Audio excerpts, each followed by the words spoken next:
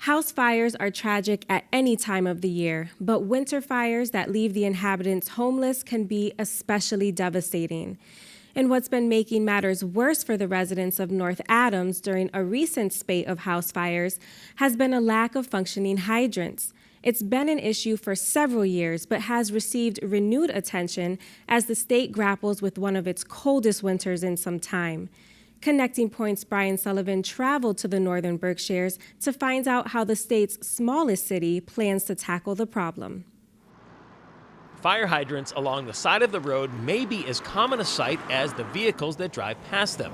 The safe assumption for most of us when we see them is that in the event of an emergency, a firefighter will be able to remove the steamer cap, one of the side caps, attach a hose to the apparatus, and eventually get water to flow out at a high enough velocity to quickly extinguish a fire.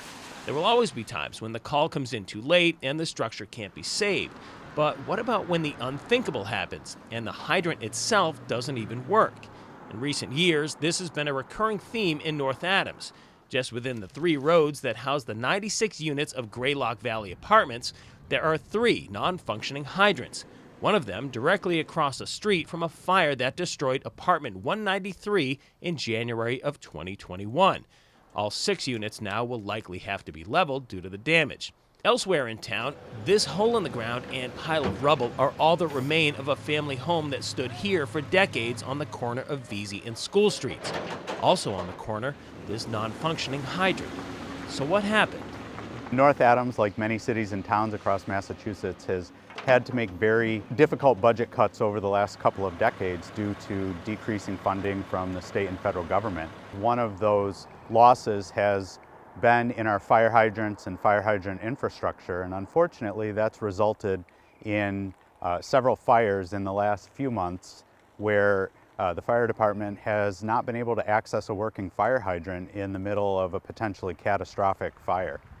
Now, these wrapped up hydrants dot the sides of the road like big orange Post-it notes, possibly bittersweet reminders to the firefighters of the units that they can and can't use in the event of an emergency.